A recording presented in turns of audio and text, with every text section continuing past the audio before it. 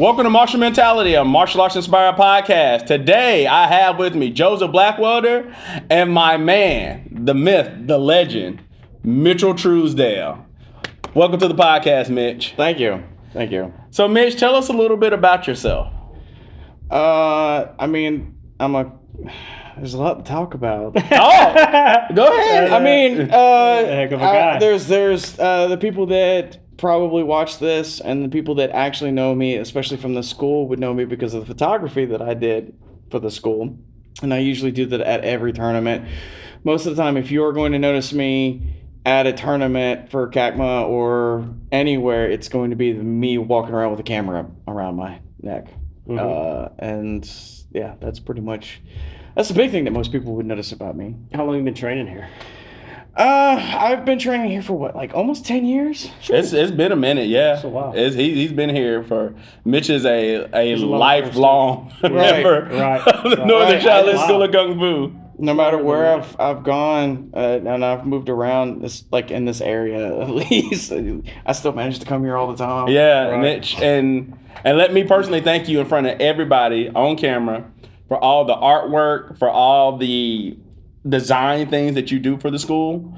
In fact, as you guys probably have trouble seeing, I'm going to lift this up so you can see it. Mitch actually designed this picture here, and I'm going to let him just kind of tell that story about this picture and how it came to be. I mean, it's kind of, I just had it was just an idea that I had, some weird idea, and that's usually how it always starts. Is there's that street art that they used to, that was popular like in the early '90s and stuff. Is that Andre Giant Has a Posse, and it was just like this graffiti that the street artist that did, and he would just it was a tag that he would put up everywhere, and it just became a thing because it was a very simplified image of Andre the Giant. And then it was just Andre the Giant Has a Posse, and then people simplified it more and more and more, and then it just had posse, and it had the Andre the Giant, it was a very simplified image of him. Yeah. And I just had that mentality, that idea, and I was like, that was a really cool guerrilla thing to do, and I think it was during COVID, and we were just I was like, this would be a really cool guerrilla kind of thing to do, just maybe spread the word or the mythology of the school. They just come up with little stickers that just says Sifu Has a Posse, and then have a very simplified, very aggressive picture of you drawn up in my style, comic book style, and then just advertise the school. And then I had a bunch of stickers of it made, and then Kevin, he had printed this out in the large format. And that was it. It was just a guerrilla thing that we could do to I still have those stickers too. That's awesome. You could just I kept making jokes about how I was going to give it to the teens. I'll put one on the truck. Right. I'm going to see if you have a posse sticker on your I'll truck. put one on there. Yeah, I would. I mean, if you give me one. I got to find them. Yeah. I got to find them. They're somewhere. But that was the joke, is that I was going to give them to the teens, and the teens could hand them out into the school. It's a cool thing, and nobody's really going to know really what it's about, but it has the school website on it. That's free. Hey, it's cool. Advertisement. Listen, look, I think one of the first things people always see when they come to the school, they see this picture. Yeah. And they're like, you can't help it. Yeah. Right, who's Sifu? Yeah, right. Sifu's got a posse. So, right. This is great. And so if you ever find the stickers, let's hand them out. And if anybody on, who leaves a comment below wants a sticker, let us know. Hey, we'll mail you one. If you want one, you can get your Sifu Has a Posse sticker. Oh, yeah. Yeah. So our topic today, guys, is going to be, what are you training for? So it's interesting because this is straight off the cuff. Mm-hmm. I don't have any kind of script or anything like that. But off the script. Off the dome, my friend. But I was thinking about that today because people train for different things. Oh, yeah. And when we were having our conversation earlier about you wanting to get prepared for Lei Tai, it made me think, what are you training for? Yeah. So I thought that would be a great topic to just kind of talk about. It doesn't only change person to person, but it can change for each person year to year, month to month, I can be training for one thing, and then it could change years down the road. That's true. You know? That's So, true. So I'm going to start off with Mitch, and I'm going to ask him personally what he's training for. Mitch, what are you training for? So, it's a funny story. Curls for the girls. Right, curls for girls. Right. I mean, I'm training. It's a mix of things, honestly, for me. I'm training for my physical health. I'm training for my mental health because, it's something that has always helped me out. Coming to the school has always been something that has helped me out. It's been like my tent peg, my grounding rod for anything that's gone on in my life. Is why I've consistently come here as much as possible. I mean, you've known how turbulent my life has been. Especially even just in the past 5 years, and I've always consistently tried to come to the school as much as possible, just because even if I don't progress as far as martial arts, coming and training and at least working out and being here is better for me mentally and physically. But my reasons for training and my reasons for progressing has constantly changed as I have progressed through the school. I think I've told you the story many times, and I always think it's funny. The whole reason why I joined up with this school and the whole reason why I found this school was I was doing weight training at Planet Fitness, and I think I was doing that kickboxing, the cardio kickboxing at 9 round. And I was bulking up, I was doing a lot of weightlifting, and I was like, I wanna learn how to be more flexible, keep my flexibility. I don't want to be like the big bulky guys that you can't do any, like, move around a lot. And as much as I like the cardio kickboxing, I wanted to progress that further into more fighting techniques and better fighting things, because I know that was just drills. It wasn't teaching you really how to fight. It was just drills. It's good cardio, all that other stuff.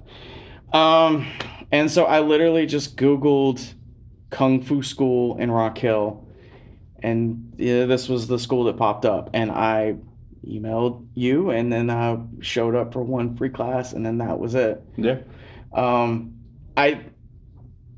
Again, through the turbulent years of my life, that I do a lot of, like, to delve into philosophy as well. Mm-hmm.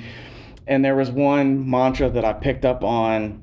I think it's a Buddhist mantra, but it was intending to buy iron, they obtain gold instead. So my mentality was, I joined the school because I wanted to just become more flexible. I wanted to learn a little bit more about fighting, and so that was me intending to just buy iron. But in that period of time, I have learned better about myself, better about mentality. I've become a better martial artist, better person, I think. And so that is my obtaining gold. I've progressed further because of that. Yeah, that's awesome. That's really deep, Mitch. Right. And I mean, since I've been here, I've competed at Quoshu. Yeah. Oh, yes, you have. You got to tell those stories later. Oh yeah, those are fun stories. I've gone from a nervous person that doesn't like being in front of a group of people to being more comfortable in front of a group of people. As you can probably about my tournaments and stuff, like my that, and just, I guess, being able to stand up for myself more, be a stronger individual. But as far as, like, my mentality now, it's continuing the race or the marathon, because it's not a race. There's not really a finish line for this. It's just continuing the marathon, taking the next step, and then just seeing where it goes from there. Okay. What are you training for, Joe? Oh, man. It's a lot. Let me see how I can put it in the best words, but I'm on, like, a relentless pursuit to being the best version of myself. Oh. And I feel like this was a step in the right direction. So I was always interested in martial arts, as I've always said on here. And I guess I could tell the quick story of how I found this Go place. for it. Right. I don't really want to put it out there, but there was a movie filmed here. And not to bash the guys that made it. They're great. I'm talking about my part in the movie. I feel like it was terrible. But there was a movie filmed here, and I just so happens a guy I went to school with was one of the producers for that. I don't know all the titles and everything, so if you see this, Cagney, that's what I'm talking about. Oh, okay. Right. Yeah. So he's one of the guys that developed this movie, and so one of the guys for the movie had a short role in it. He backed out last minute, and they needed like a punk skater to fill the role. So he just calls me. He's like, "Hey, you want to come here tomorrow, and do this role for the movie?" Sure, whatever, And but when I came in this place, immediately I see the weapons on the wall. I see the mat and everything. It's like I'd always wanted to do martial arts formally, and I never had. And I'm like, I'm gonna come back here and meet these people. And literally, like after we got done shooting our movie and everything, the following Tuesday is when I showed up. Yeah, you came here, by. shook your hand. I remember that. It was a Kung Fu Tuesday. Yeah. So we went outside, stretched out, met Trevor. I don't know if he was here the first day. I met you, I think, the next day, Mitch. Probably. But yeah, been here ever since, 2.5 years. But to lead that into why I train, yes, it's just it's about self-improvement. I've always had the interest in martial arts. I did used to say if I was going to take one, I was going to do Taekwondo for the flexibility aspect. But I knew all martial arts kind of do that to a degree. And from what I had researched, I knew just things about Kung Fu were more, it's fighting, but there's more to it. It's kind of a cultural thing. And there's a lot of morals kind of behind it, so to speak. Right. And I was very interested in that lifestyle. And I felt like it could be very beneficial to me just on the path of self-improvement. And, I've trained in my life different areas, like working out and stuff for different reasons, for mental health, physical stuff. At this current point in my life, it's for myself, but now I also have children. And it is also to... I never want my children to look up at me or see me in a certain light of like being lazy, not working, or not trying to better myself, not trying to help others around me. And that's why I'm training.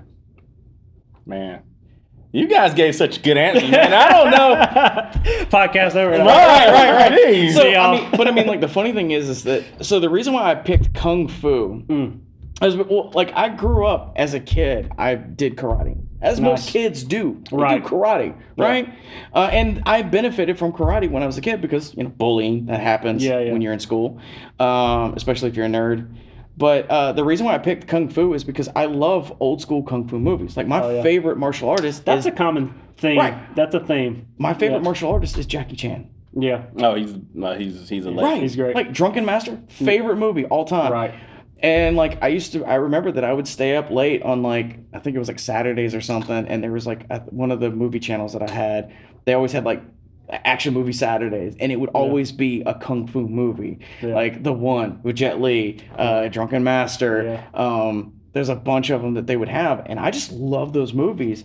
What people say too is everybody knew what karate was and everything, but it's people say you don't mess with Kung Fu, Kung Fu. You know what I mean? You don't mess with those guys.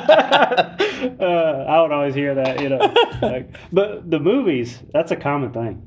Everybody we've talked to on this thing knows about Kung Fu movies. It's well, look at the media. The media, I mean, you got to give props to somebody like Bruce Lee. Yeah. Bruce made Kung Fu movies in America popular during the 60s. Yeah. And then, Jackie and Jet and, a lot of those guys started, having films that they were, that came over here and, it just blew up. Right. Just blew up. Yeah. Well, we appreciate it, because like I said, like you just said, as far as the media goes, now more people are aware of it. Oh yeah. Definitely. Now, it's kind of hard because if you really look at it, martial arts has really become cultural in the United States now. Oh yeah. It's pretty much everywhere. Yeah. You can different find styles. Yeah, exactly. We talk about this. People know, they've heard of karate, they've heard of jujitsu, Taekwondo. But there's a lot of these other things, Muay Thai. But people have heard of a lot of them now. Sumo's making a big come up in the world. A lot of people hear about that now. It's crazy. And I think it's the popularity with combat sports. So you have like MMA. Yeah, you're Yep. seeing more of that. That's its own style now, even though it literally stands for mixed martial arts. Right, it's literally all now people consider it its own martial art. It's crazy. Right. Yeah. Which, I mean, yeah. It's a matter of opinion. It's words. Right. You're arguing words at that point. Yeah. So before I get to what I train for, let me say something about that. So that's part of the reason why I thought of this topic, because everybody comes to this, like you guys have both said, you came to the school for different reasons. Mm-hmm. So you're training for different things. And so what I see a lot of people do when they practice martial arts is they go to a school wanting to train, let's say they want to be an MMA fighter. Mm-hmm. Okay? Is that school going to prepare you to be an MMA fighter? Right. Is that place going to prepare you to do whatever you want to do? Right. If you want to defend yourself on the street, are they teaching skills that will help you in a street fight? Right. Or help you in a self-protection situation? Mm-hmm. If they're not doing that, then you need to find a different school. Right. Or you need to find a different instructor, or maybe you need to talk to your instructor. But it made me think that you got a lot of people who will talk about a martial art and say, oh, well, that doesn't work. Well, one, where'd you learn it from and who'd you learn it from? Mm-hmm. And what were they training you for? Yeah. Because if you want to be an MMA fighter, but you're going to a school that mainly teaches self-protection skills Point fighting.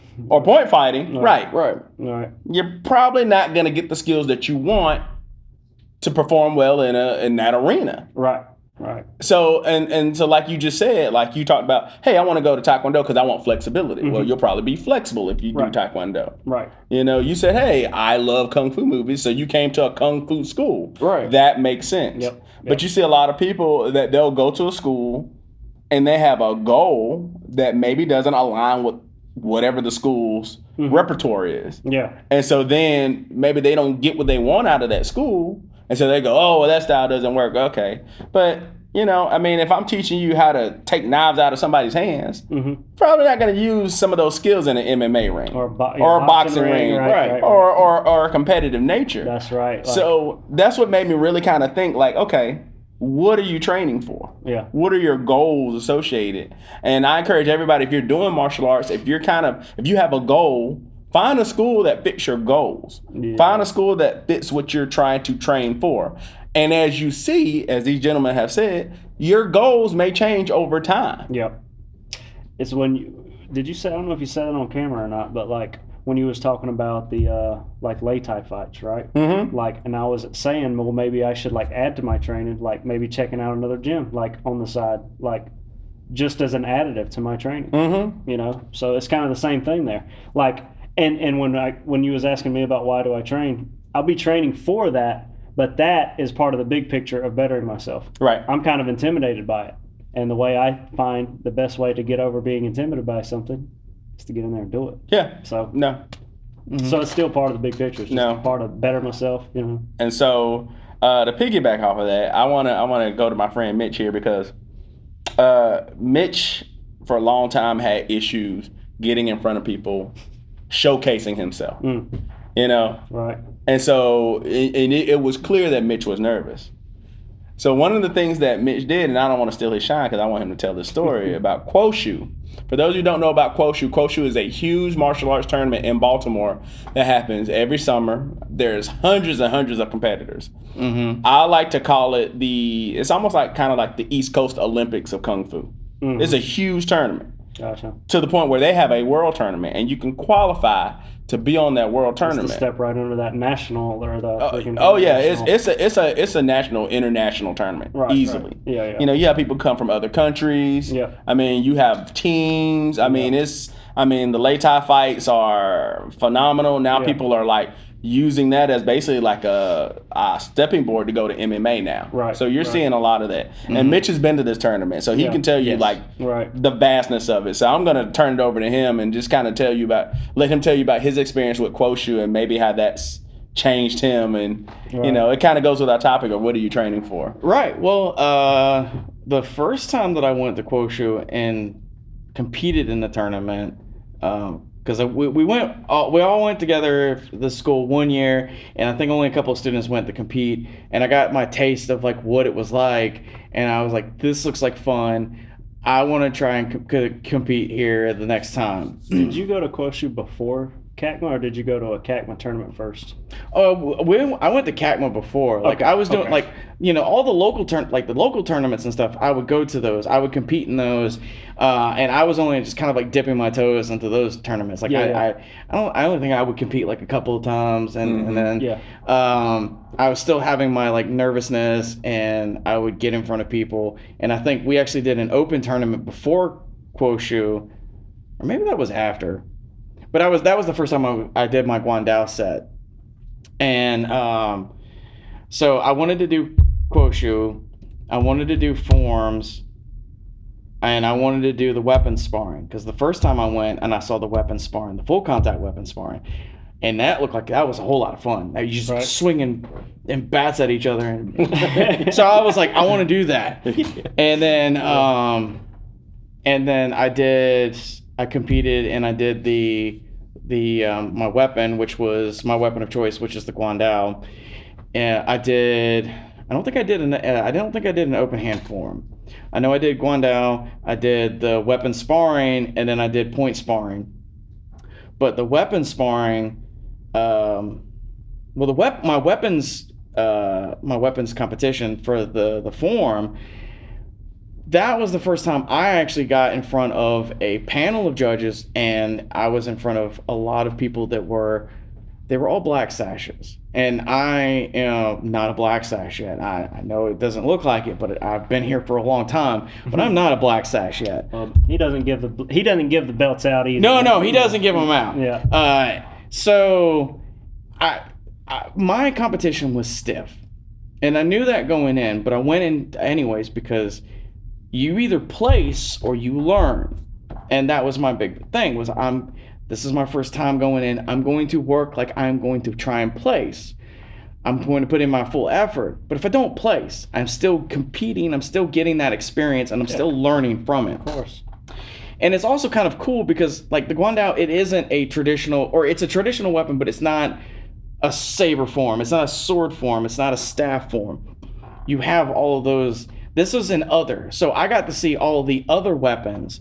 There was a double dagger form. There was a dude that was there with like 2 shields. Oh, that was cool. Right. Yeah, the shields are cool. Yeah. And it's cool when you're in the audience, but it's also cool when you're like front and center and you're like watching all of this. And this is cool. And like I had a lot of fun. I didn't place, but I the goal for me was I competed, I got my score. Next year I'm going to try better. And then the weapon sparring, that one was crazy because I knew what it was. We had practiced here before, but like it was like just like, we practiced with our weapons, and I was doing pretty good, pretty decent. And then I think it was hilarious because like Trevor, like he was like, "Which one did you sign up for?" And I was like, "Full contact." And he's like, what full contact is? And I'm like, "Yeah." He's like, "I saw people got knocked out. Are you sure you just like we can change it?" I'm like, "No." And then you were like, "You signed up for full contact. You want to do full contact. You're going to do full contact." I was like, "Okay." Yeah. We did. Yeah. To piggyback off of that real quick before you get back to your story, we were at Quoshu one year. Were you there that year that kid got knocked out? I don't know. The Probably. weapon. What are those weapons like? Are they weighted? They were like a phone. They're like a phone weapon, but what it was, you can still use like empty hand techniques. Oh. And it was I think it was a Kali school, and so he had I think he was using like almost like the double swords, like he was using like his Kali sticks. Yeah. And so he came up. I'll never forget it. He came up. He was sparring with the other guy, and he came up and he did a combination. He went 1, 2, 3, 4, and then a roundhouse kick came, and he hit him square across the jaw. Bow. Like, Whoop. so you can do full blown like. Oh yeah, it was punches, full contact. kicks It was with full. the weapon. It was full contact. Okay, that's interesting. Like they're hitting hard too. Right. Yeah, they're hitting with the hard. weapon and fist legs. Oh yeah. So go ahead and continue. Nice. That's why. So there's the short weapon and then there's the long weapon. That's why I chose the long weapon, because I don't want anybody getting close enough to me that they can hit me and kick me and punch me. Right. I'm like, no, I'm going to keep you far enough away because I'm going to beat you with this stick. And I was lucky enough that when I signed up for it, that I got the bye for the first round. So I got to watch how everyone else fought and how everyone else was like using their weapons, and I was like, okay, I know what I can do. Like our easiest, like our one of, not our most easiest, but our like one of our early staff forms, I was like, I can use that. That seems like a good form. Those are weapon combinations that I can use. And if you watch me watch the fights, that's really all I used was that form, our simple staff form most of the time, and also just me beating somebody in the head. But I went in there, my mentality was, I'm in here, I'm competing to win. This is me, like, I have to fight hard to win. This is me putting my efforts, my work of my weapons into, I'm showing that I can use my weapons martially to be able to help myself, and I know what I'm doing with these weapons. And I got second place. Yeah, Nice. you did good. Yeah. And I was awesome. completely surprised. And I'd also, I mean, I don't know, you can't tell from my age or anything from the way I look, but I was going up against guys that were like, I think half my age. Easily. Yeah. And I know a few of them were also, they were Sifus. They were black sashes that were Right. there. Right. And I was able to hold my own and defeat a lot of them. And I really just kind of kept it simple in my head. Like, I know that they have a point system and they were calling out the points. Speaking of that, not to cut you off, I think the audience may be interested too. Now, I don't want to get too far off topic, but I'm interested when it comes to that weapon sparring. Say somebody's using a sword or like a broadsword, but we know this is it's a foam weapon, right? Right. But it's meant to simulate a real weapon. Mm-hmm. But the fact that it is a foam weapon, what if somebody just grabs that thing and ganks it out your hand and fights you? How would they look at that in terms? Because you don't want to grab a blade and I'll let Mitch talk about that. So if you use the double weapons or the single, like, you can knock somebody's weapon out of their hand. Right. I'm saying, like, you just grab it with your hand as if it's, because here's the thing, in real life you're not going to grab a sharp blade, Right. But in there you kind of could. Right. I don't know about grabbing it. I know that they do give you points if you knock the weapon out of the person's hand. Okay. So Disarm 'em. because I think there was a couple of times where I knocked the weapon out of Yeah, somebody's you hand. disarm. Yeah. And then there was a couple times where they tried to do that with me, but I had a death grip Yep. on my weapon, which was hilarious because afterwards, like, my whole arm was stiff. Like I could feel that. Like, Yeah. I had a death grip on that end of that on that staff. I wasn't used to the how thick it was. Yeah, they're big. They're kind of a big foam weapon. Gotcha. Which is like, ours are kind of thick, but like they're not as, like, those were like a different diameter. The very first time I sparred with one of those in here, the first thing he did was knock it out my hand. Oh yeah. So he taught me that lesson firsthand. Like, it's easy to do that, especially if you know what you're doing. right. And then, but yeah, like, I just kind of kept it simple. Depending on how the person was, because there was one dude that I was going up against that he treated it like it was a big broadsword. Like I felt like, video game terms, I felt like I was like playing Dark Souls or something, and like he was like coming in The great sword. He was coming in. Monster in the Wild. Yeah. I mean, yeah. it was coming in, swinging with it like a great sword. Right. That's awesome. And I was like, cool. This is my spear, and I just would smash and stab. Right. And that's where I got my points. I feel like my go-to would be like a block. Try to get in close and block and front kick or something. I don't know. I need more practice. If that was my whole thing, was that I was staying. You didn't want to stay close. I didn't want to keep get. right, I don't right. want to get close. I want Poke to 'em. stay. Yeah. Because if I get close, if it gets hand to hand, that gets messy. Things can be off in the table. But if I keep you at a distance and just stab and poke you and That smash shows you, that you're controlling the ring. Too. right, Like, that yeah. too. And then I think the last match, like I lost the last match, but it was still pretty good.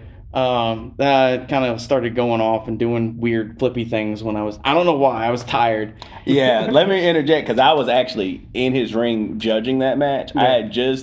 That was 2022. Mm-hmm. And I had just gotten my white shirt as a international referee B through Quoshu. Nice. And so I happened to be in the ring. They, it was just kind of random. And Mitch, I was like, oh, I'll be judging your match, Mitch. And so like, Mitch was doing really well. And I think I could tell he surprised himself by how well he was doing. And he was like, oh, I'm doing really well. And, of course, I'm a judge. I have to be impartial. Right. But in my head, I'm going, go, Mitch. Well, yeah, man. Like, yeah, like you're using the stuff that you train. Right. And I think what he saw, and this kind of goes back to what are you training for? We train our martial arts to be effective in combat. Yeah. Okay? Right. That's what we're trying to train it for. Yes, it has all these other things that are great. Make you a better person, work on your ethics. Yep. Keep in shape. But you're training something that is supposed to be combat effective for combat. I think any martial arts school has to have some of that. Like you can't just say, do this just because. Like, if it doesn't work, what are you doing? Well, that should be the main thing. Right. Like, that should be the focus. Like, granted, you teach the other things, but like, what you do should work. Right. And if it doesn't work, why are you teaching it? Yep. So, I think Mitch realized, like, wait a second. I mean, I think he already knew this, but like, when you're applying it, you go, oh, what I'm doing is working. Mm-hmm. Okay, well, okay, now it's clicking. Yeah. And I think what he saw a lot of people who went in there who maybe had martial skill, but didn't necessarily know how to use what they were doing in the ring. Mm-hmm. Mm-hmm. Like you just said, like he had somebody that was trying to use a staff like a greatsword. And granted, okay, cool. Yeah. But do you know how to use a greatsword? Right. Do you understand how that works? Mm-hmm. And if you don't, you're just kind of swinging it around and, you hope you hit something. Right. And Mitch was a lot more targeted about how he used his techniques, and therefore it worked for him. Right. So again, goes back to what are you training for? Well, he's here training a martial art. Okay, well, I want to do this tournament. So now the skills that I've trained in class are working in this competitive environment. Mm-hmm. And so kind of like you with, you're saying, hey, I want to do Lei Tai. All right. When you go for your Lei Tai training, my advice to you is you need to make sure you're doing things that you can do effectively against somebody under pressure who may be really trying to hurt you.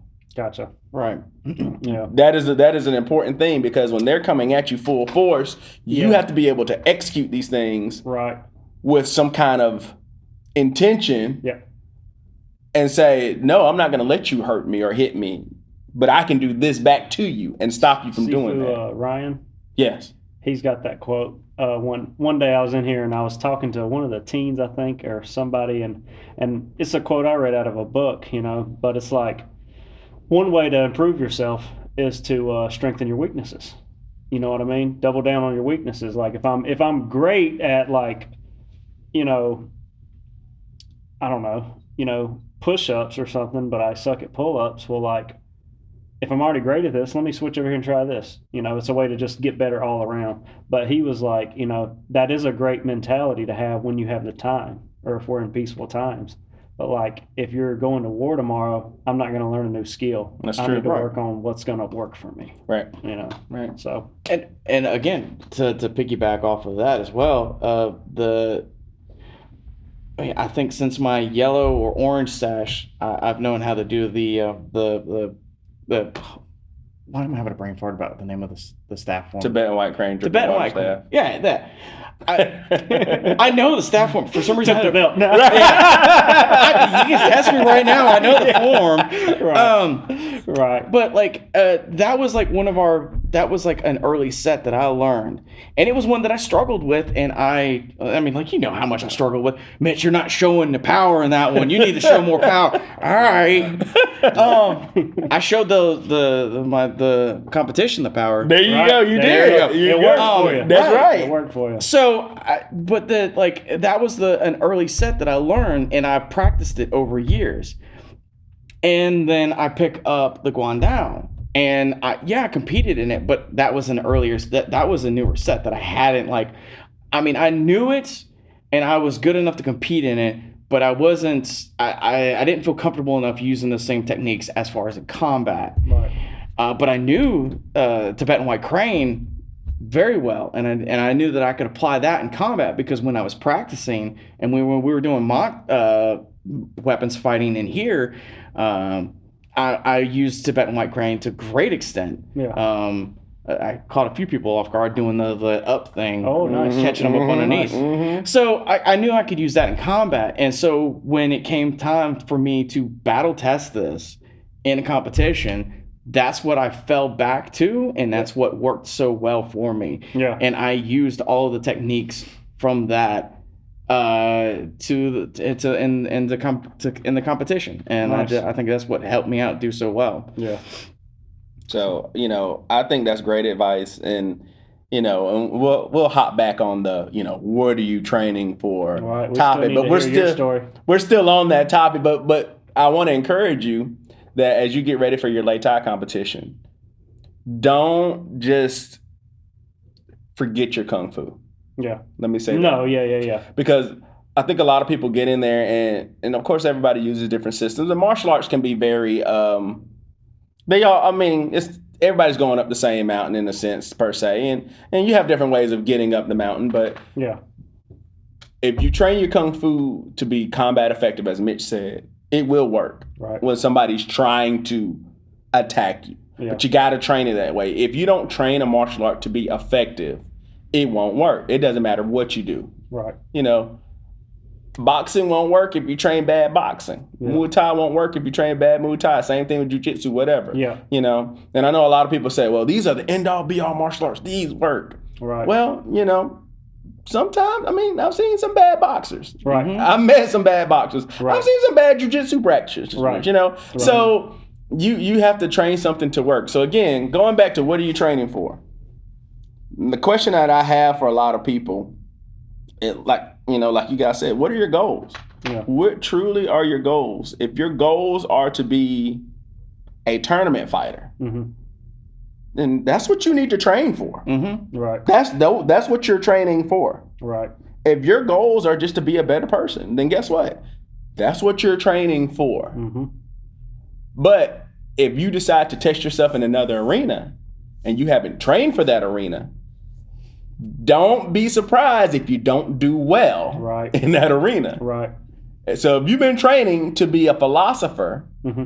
and even though you do martial arts, but then you go, I want to fight full contact tomorrow, Yeah.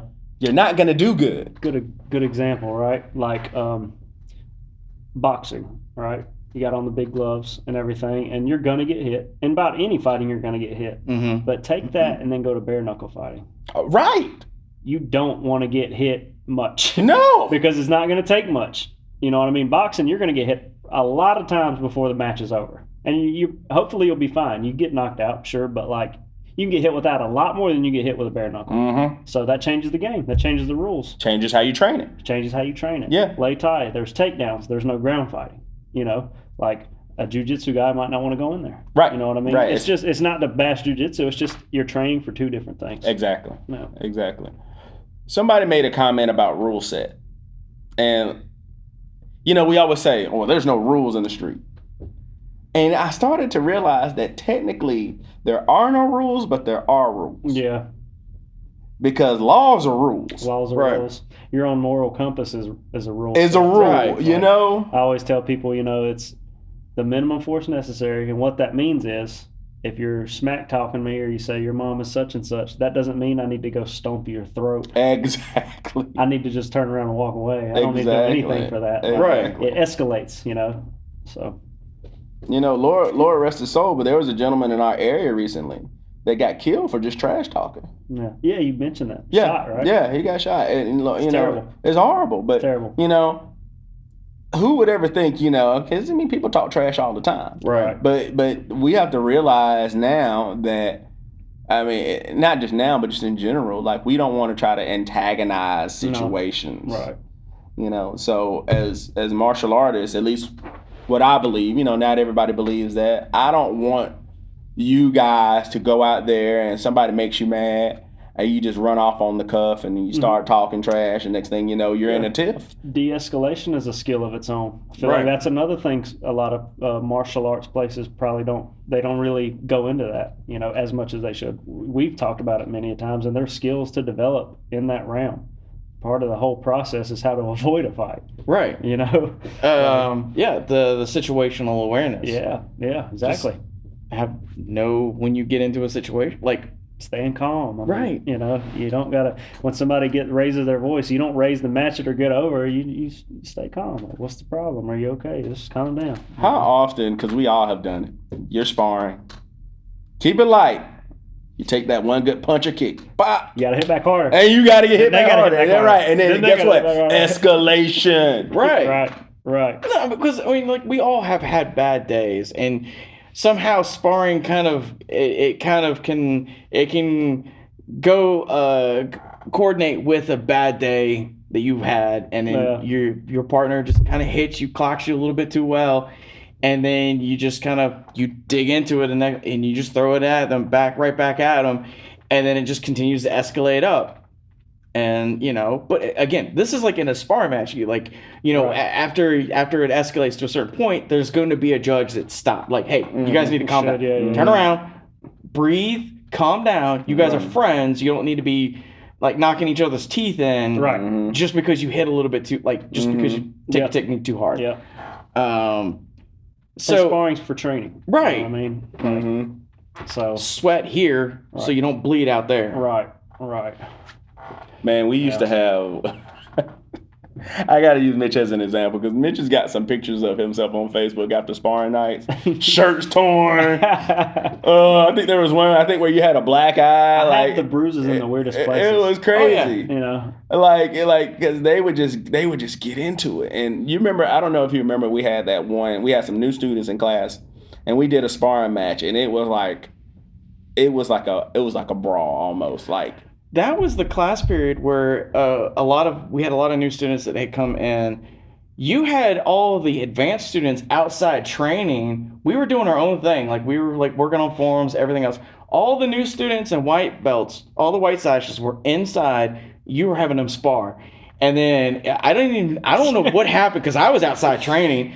But like after that, you were just like, no more sparring until you guys learn a little bit more they self-control. were killing each other. yeah. Like, it was bad. And I had just given this whole speech Yeah. talking about It's a tough thing to get a hold of. Like, I got a pretty good grasp on it now. I feel like about not blasting and controlling. You're there to train, and it's still a learning process. But at first, it was like it really took some getting used to about how hard to hit, what to not do, what to do. You know, I can honestly say, Mitch can attest to this. It took the school a Yeah. long time I to can see. understand. Oh wait, we're not killing each other. Right. Coach made a very good point one day about that. I think it was him, or maybe it was somebody else. Maybe it was, I don't know. But here's the thing. It's like, also, you're here to train, right? You're here to train to defend yourself in the street. Well, if you get injured in here, how you gonna defend yourself? Right. It's pointless. That's a good point. It's pointless. You're actually working in the opposite direction. Right. Now, you know. And I mean, for years, and I still have a pretty good collection of it, but like I had like ice packs, like braces for like when we would spar, and I'd have to like, all right, I got to put ice on it tonight because otherwise it's gonna be a big bruise in the morning. Right. And then, but like we would have all these sparring matches, and we would. I mean, I still think we still have that reputation, but there was a while that we were the brawlingest school Man, in the I'm area. telling you, they were brawling, man. Right. Coming here brawling. Right, and like I realize, like, yeah, there's bad things about having sparring matches that get out of control, and you hit a little bit too hard. Yeah. You pick up a lot of damage. You pick up a lot of bruises and stuff. Right. Bruises are not so bad. Right. It's the harder hits, injuries, injuries. Yeah. Right. But I also realized that like after a while, like all those bruises, you kind of like get used to a certain amount of hitting. Yeah. In the sparring match, and so that when somebody new comes in, I definitely am more self-conscious about how hard am I hitting? Yep. I'm just worried about technique now. Yeah. So I don't have to throw any power to this punch. I can just throw technique. Yep. Because I have sparred against new students and like they are intimidated against sparring against somebody that has more experience. Yeah. So it's better to go in with like, I'm just gonna go in with technique. I'm just trying new stuff. Yeah. You need to worry about, you are learning the basics, so I want you to get the basics down. I'm gonna breathe, like keep Right. your hands up, Breathe. move your feet, move your head. Work. Yeah. Don't like you're in a Don't you're, shell up, don't turn away. Right. All that stuff. Yeah. And it's also good habits that we can learn here, because I know I probably said this many times before, but like we sparring and the drills that we are practice and the drills that we do in the school, we're putting ourselves in a stressful situation that not everybody is used to. Mm-hmm. And so we get used to, that's our base minimum of those stressors. Yeah. Right? Like anytime there's a fight, anytime people get in a fight, your adrenaline raises. Yeah. You're going to do things that you wouldn't normally do because you're fighting now out of instinct. We are so used to those stressors that like, yeah, our adrenaline gets up. Our awareness is peaked.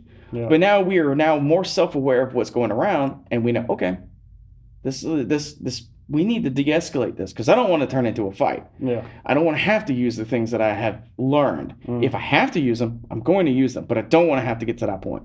So let's de-escalate this. Right. And it's able to help us keep a cool mind when we come to self-protection situations like that. Yeah. Yeah. There's two quotes on that. The one from a previous podcast, but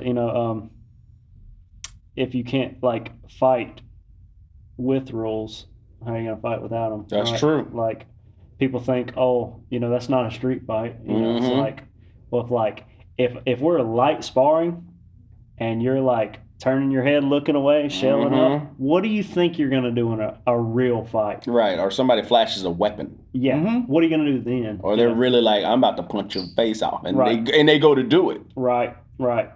So they say, oh, it's not real. Well, this is why we're doing this. So you need to do it like it is real. Like it doesn't mean knock each other's blocks off. Let me tell you what I hate. It's a pet peeve of mine. When people go, oh, well, that's not I can't use that in the sparring ring. Right. That's dangerous. It's too dangerous. My technique is too dangerous. Yeah. Man, get out of here. What are you talking about? Like, Right. you can turn that eye jab into a jab. Right. You don't have to think about it in that respect. Okay, you got on a glove, so guess what? You adapt the technique. Yep. And what happens to a lot of people is they don't.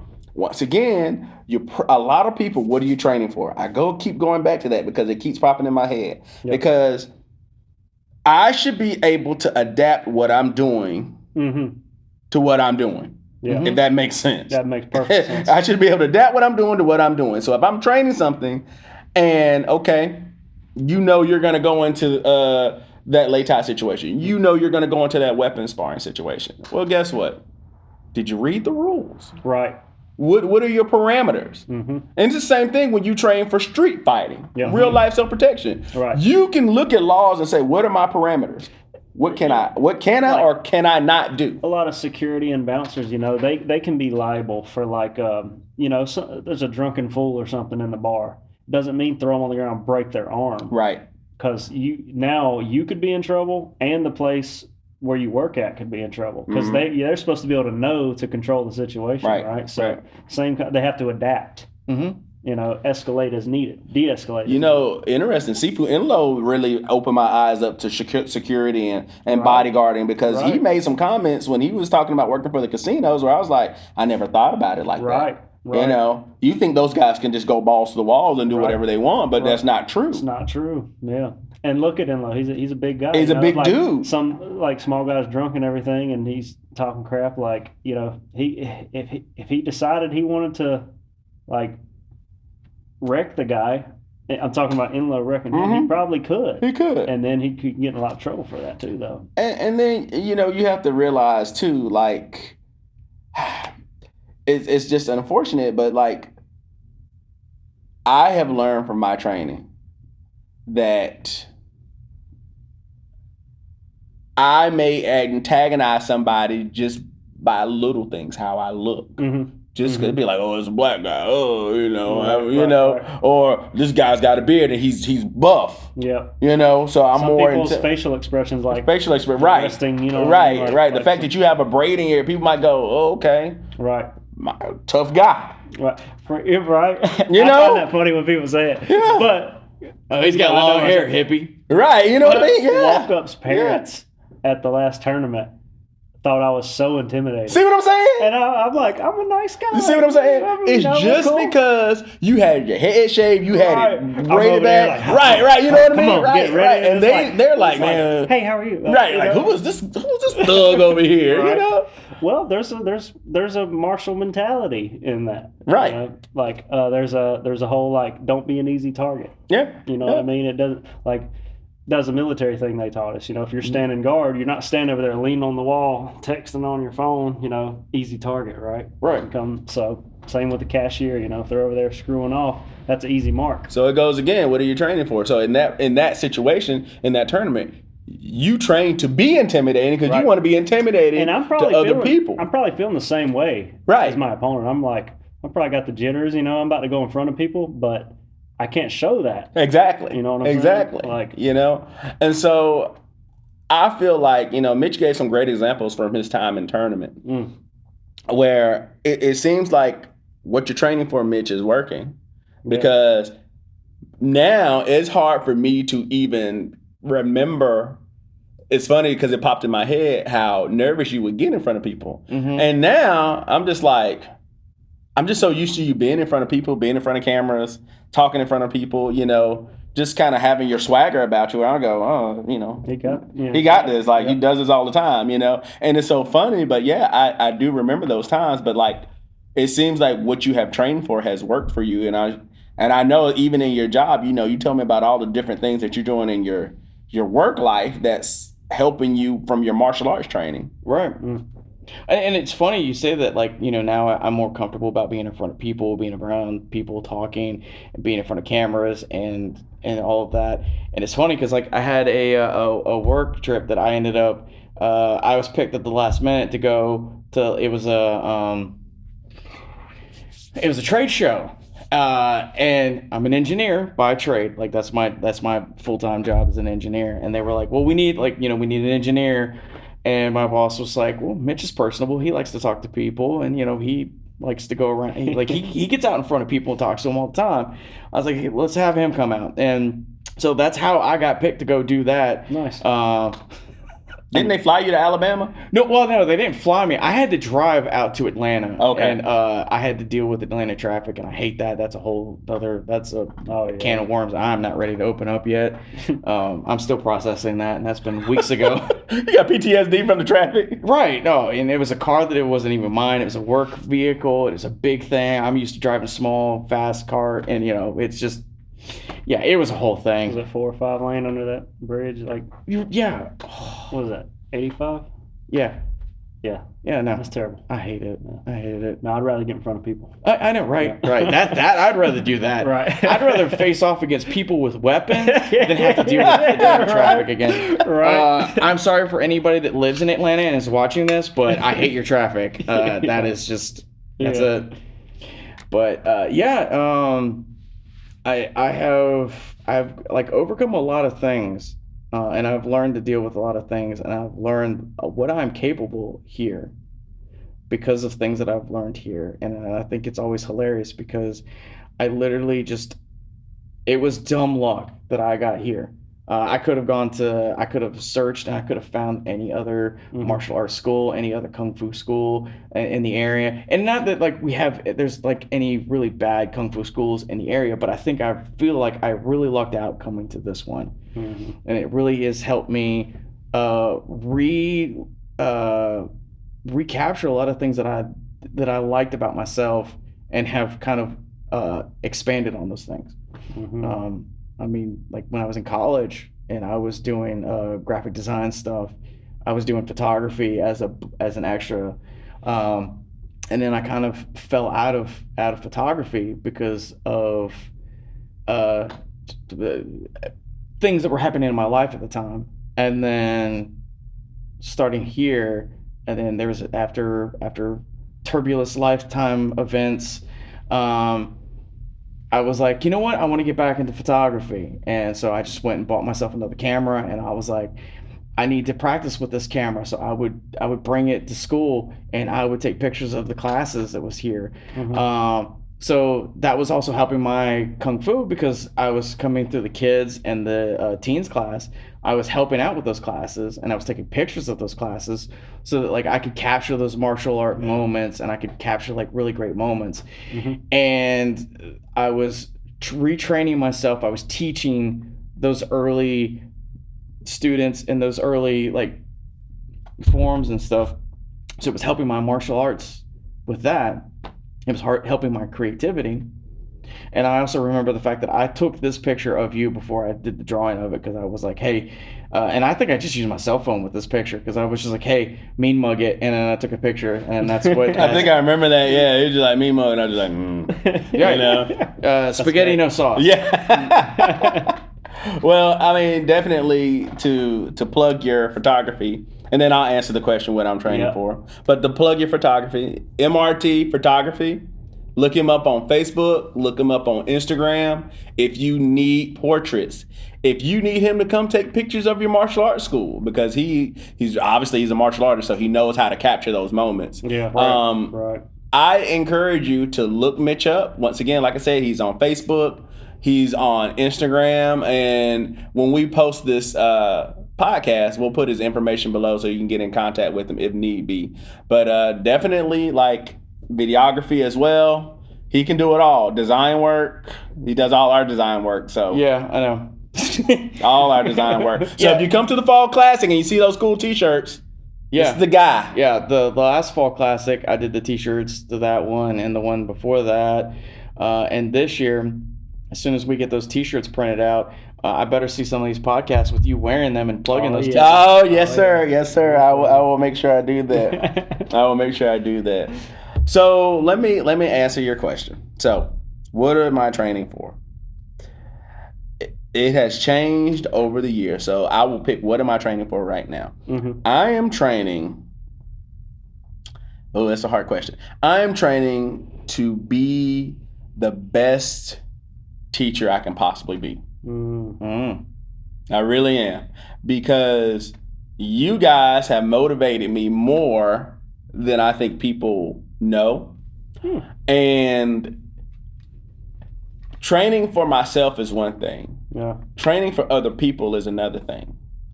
So it's kind of like, Joe, you know this, you're a parent. You go to work for yourself is one thing. You go to work to feed your family is another thing. Yeah, it changes the game. It does. Big time. And so having a group of people that are dependent upon me to make sure that I know what I'm doing and that I can do what I say I can do makes me have to try that much harder. And it keeps me accountable to ensure that I can do the things that I say I can do. Yeah. And that when I say something works, I got to make sure it works. I got to make sure that I know how it works. I got to give situations where it works. I have to have all these things figured out. And I don't know everything, but like I got to put my money where my mouth is. Yeah. And being a teacher was always very important to me. And so I wanted to always make sure that I could back up what I say, or I could back up what I claim. That's commendable, because I've told you so many times, the people that say, do as I say, not as I do, I walk away. I just can't listen to that anymore. I heard that so much growing up, and it's like, why should I listen to another word? You know, if you're not practicing what you preach. Right. You know, and you do practice what you preach. I That's part of the appreciate reason I've stuck around. You know, it's like, I remember the first time I seen you like throw a high kick and then do a split. I was like, my God. But then I'm like, well, he has been doing this a long time, you know. But it's like it shows. It shows. So, yeah.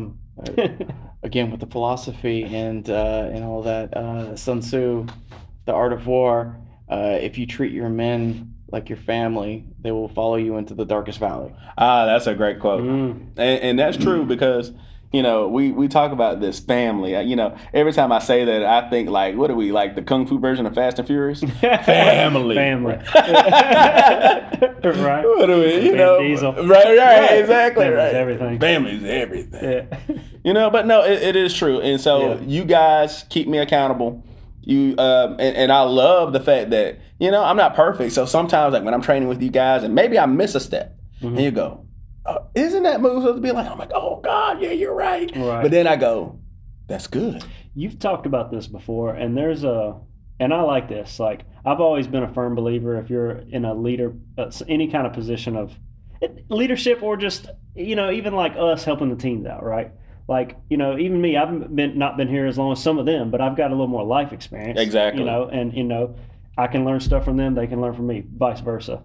But when you're in any kind of position like that, you lead from the front, not the back. Yeah. Right. And you've mentioned this before. There's like teachers out there who stop doing like exercises. Yep. Because they don't want their students to see them in a light where they're not able to do something. And I kind of get that if you reach a certain age or something, or health, whatever the case. But like, I feel like, if you're willing and able, you're there. You're out there doing it from the front. You're like, this is how you do it, and show it. Yeah. So. I feel like you should be an active leader. And unfortunately, and Mitch has been around a lot of different people, and he could probably tell you a lot of different stories because he's seen it. Yeah. Where sometimes you meet people and you go, I respect you because of your years of experience, but maybe you're not who you claim to be anymore. Right. Because you stopped doing what you said you could do. Yep.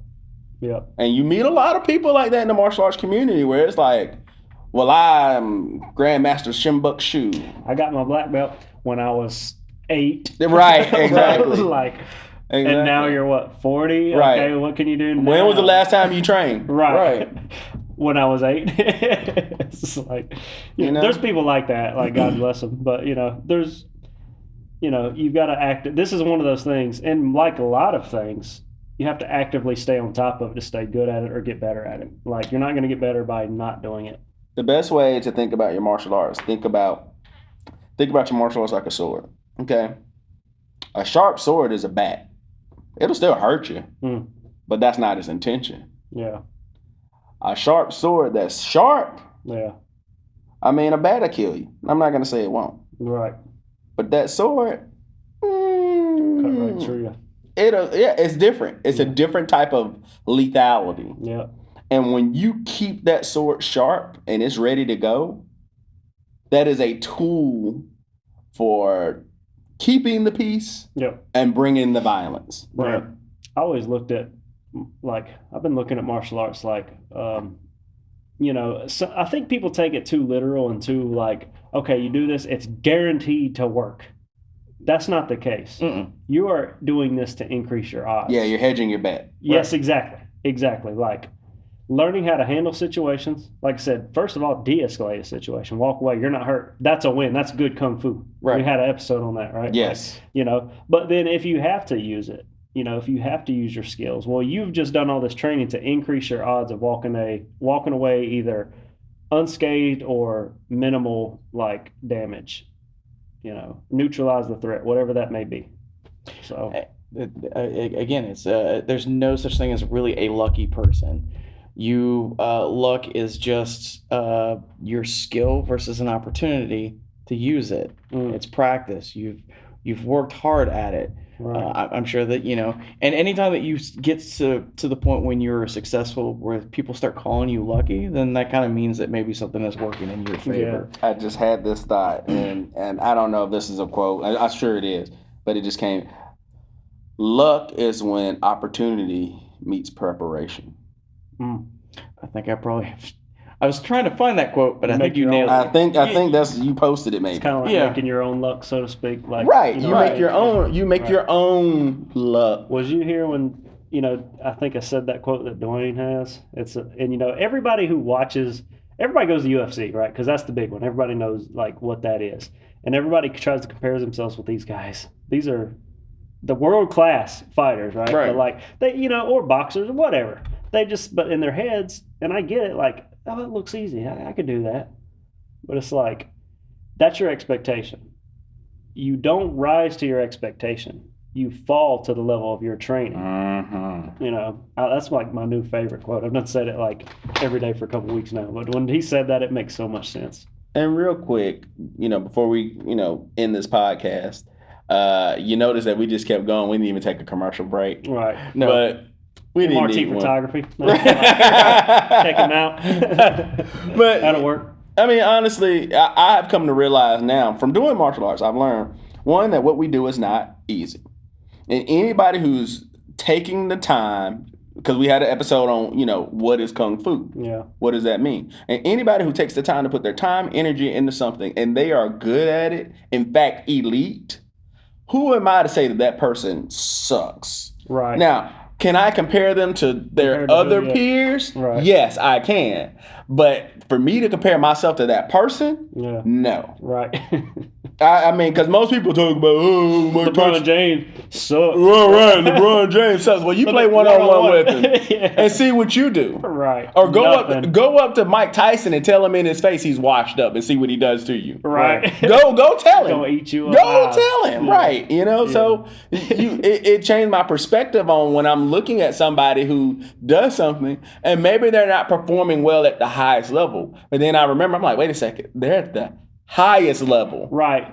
And I use the UFC example, but like people forget. But what's between sitting on the couch and UFC? There's a lot. Right, there's a lot of space between there. A lot of space. Right. So like when you're thinking about a it, whole lot of like, space, like and I blame the internet because the internet has made It's people media. overconfident. yeah.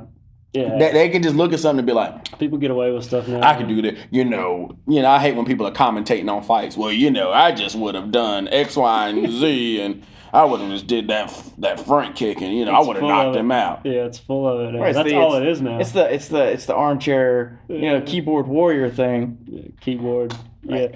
Yeah. Kung fu. And again, it starts with like, what are you training for? If you're training for UFC, if you're training to be an elite fighter, then you need to put that as your focus. You need to put forth that as you need to train everything. Yeah. But your sparring, your fighting, your drills, you need to make that as your priority, and you need to focus heavy on that. I didn't come in here, or I didn't join the school, and I didn't try my martial arts journey to be a UFC fighter. That wasn't a goal. I did not.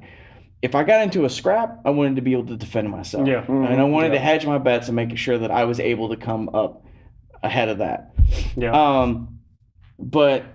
So I've learned from then, and our goals have changed. Our goals will always change based on where you're at, based on where you're going in life.